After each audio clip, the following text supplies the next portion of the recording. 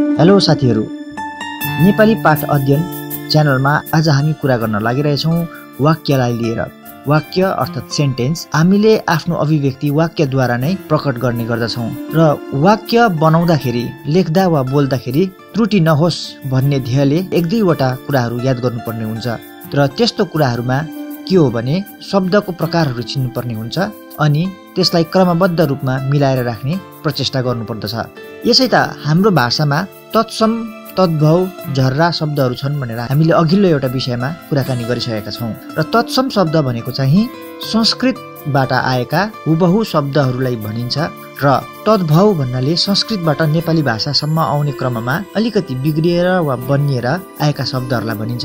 त्यसै गरेर झर्रा वा ठेट शब्दहरू भनेका आफ्नो भाषामै अर्थात् नेपाली भाषामै पहिलेदेखि नै उत्पत्तिदेखि नै रहेको शब्दहरूलाई भनिन्छ। त संस्कृत नेपाली भाषाको आमा भाषा भएको हुना कारणले गर्दाखेरि संस्कृतबाट धेरै शब्दहरू नेपाली भाषामा आएका छन्। त्यस्ता शब्दहरूमा एक दुईवटा हामीले टिपौँ। उदाहरणको लागि पुत्र, पिता, माता, वायु, उज्जवल, पुष्प, पत्र, सुन्दर, प्रदीप आदि शब्दहरू तत्सम शब्दहरू हुन्। अब हामीले यी तत्सम शब्दहरूलाई आफ्नो भाषामा कसरी प्रयोग गर्ने त वाक्यलाई मिठो सुन्दर बनाउनका लागि भन्ने हो भने हामीले एउटा कुरालाई ध्यान गर्नुपर्छ, त्यो चाहिँ हो शब्दको प्रयोग।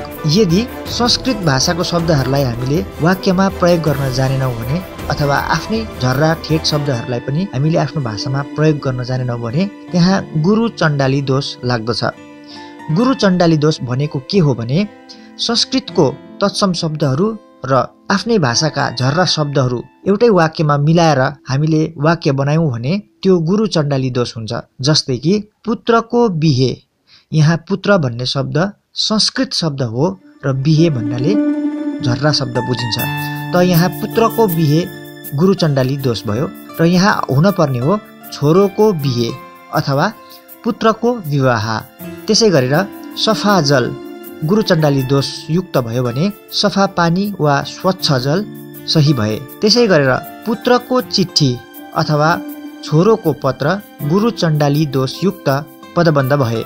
यहाँ हुन पर्ने पुत्र अथवा संस्कृतको शब्द पुत्र र संस्कृतकै शब्द पत्र, पुत्रको पत्र हुन सक्दछ अथवा छोरोको चिठी भन्ने हुन सक्दछ। त्यस्तै गरेर पुष्पको माला वा फुलको हार भन्नको साटो हामीले फुलमाला वा पुष्पहार भनेर लेख्न सक्छौँ।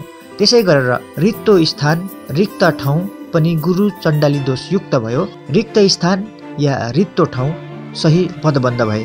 अब यसरी हेर्दाखेरि हामी गुरु चण्डाली दोषबाट मुक्त हुन सक्दछौँ। अब वाक्यको गठनबारे कुरा बुझौँ।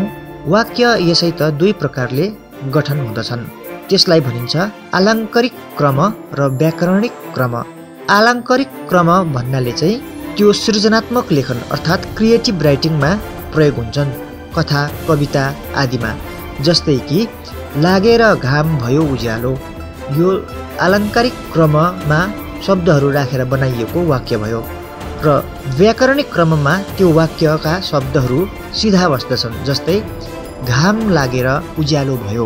वाक्यको गठनलाई लिएर हामीले गहिरो रूपमा हेऱ्यौँ भने त्यहाँ कर्ता, कर्म र क्रियाको आवश्यकता पर्दछ र कुनै कुनै लामा वाक्यहरूमा क्रियायोगी, करण आदि शब्दहरू पनि पर्न आउँछन्। जस्तै कि उसले गीत गाउँछ, यहाँ कर्ता उसले भयो, कर्म गीत भयो र क्रिया गाउँछ भयो। तर आलङ्कारिक क्रममा कर्ता, कर्म, क्रियाको क्रमैले संयोजन नभएको हुन सक्दछ। जस्तै कि गीत गाउँछ उसले अथवा गाउँछ उसले गीत भन्नाले यहाँ गीत कर्म भएर अगाडि आयो, गाउँछ क्रिया भएर बिचमा बस्यो र उसले कर्ता भएर पछि बस्यो। अब यसरी हेर्दाखेरि आलङ्कारिक वाक्य गठन सृजनात्मक लेखनको लागि मान्य भए पनि व्याकरणिक क्रमको लागि त्यो मान्य हुँदैनन्। हामीले एकाडेमिक सेक्सनमा स्कुलमा कुनै परीक्षाहरूमा बस्नको लागि हो भने जति सक्दो त्यसमा हामीले व्याकरणिक प्रकारको वाक्य गठन नै गर्न आवश्यक हुँदछ। त साथीहरू, आजको विषयमा हामीले वाक्यमा शब्दको प्रयोग चिन्हित गरेर कसरी प्रयोग गर्नुपर्ने हो भन्ने विषयमा कुराकानी गर्यौँ र आगामी भिडियोमा पनि यसरी नै यस्तै रोचक भाषा सम्बन्धी तथ्य लिएर उपस्थित हुने म बाचा गर्दछु र यस भिडियोबाट तपाईलाई केही थोरै पनि लाभ भएमा आफ्ना सन्तान सन्तति वा साथीभाइहरूसम्म अघि बढाउन यो भिडियोको लिंक शेयर गर्न म तपाईसित आग्रह गर्दछु। र आजलाई यहीसम्म। नमस्ते, धन्यवाद।